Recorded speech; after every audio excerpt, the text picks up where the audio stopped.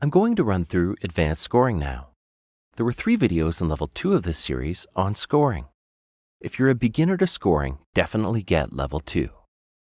If you already know the basics, then it's time to move ahead to the advanced stuff, so let's get going. If you have a really long part on the project page, you can see that when you open it in the score editor by pressing Ctrl or Command R, it seems like you can scroll on forever. Let's clean this up a bit by putting it into the page mode. Go to the Scores menu and select Page Mode. There, that looks much better. If it goes past page 1, you can move through the pages by clicking here.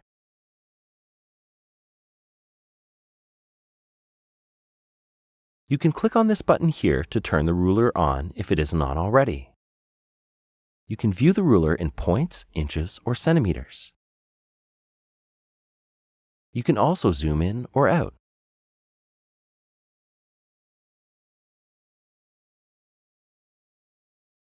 If you click this box over here under the Window Layout Setup, you can display the Position Info window. This gives you accurate positioning information when moving objects around. It's great for lining things up just right. There are going to be some times when you will need to draw in symbols instead of notes. Make sure you can see the symbol inspector by clicking this button here. The inspector lists all of the available symbols and organizes them into categories to make it easy to find what you're looking for. Just click on a tab to view its contents. You can choose which tabs you want to view by right-clicking and checking or unchecking the tab name in the list. Select Show All to make sure you can see all of the tabs. You can also change the order the tabs are displayed in using the Setup option. You can also view each tab as a palette, like in previous versions of Cubase, by right-clicking and selecting Open as Palette. To drop in some symbols, click on the symbol and click on the score editor.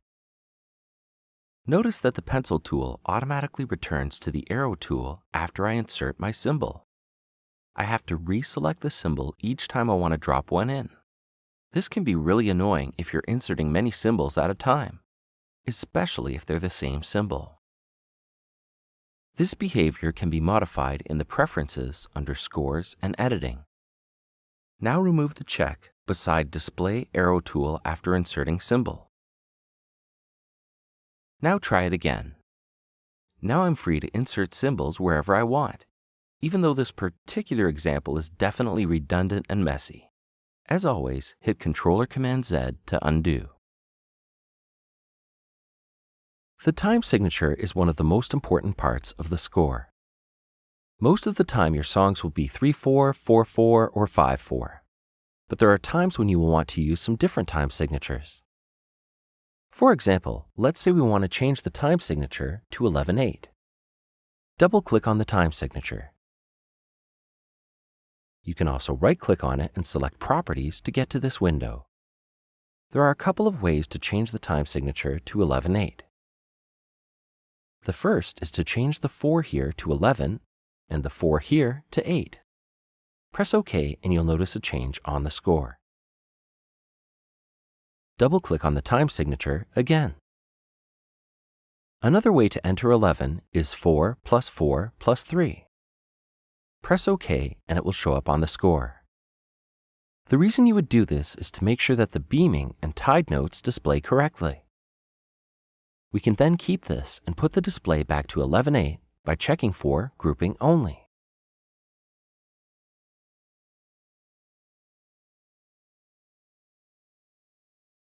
You can also make pickup bars by clicking here. Click on the Time Signature tab and draw in a new time signature.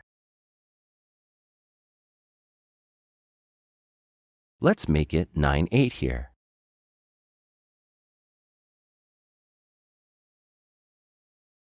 You can change the clef by inserting a new clef using the Clefs tab. You can also double-click on the existing clef and select a new one from the list. To get rid of a clef or time signature, click on it and press the Delete key on your keyboard. To enter key signatures, click on the Keys tab here and enter a key.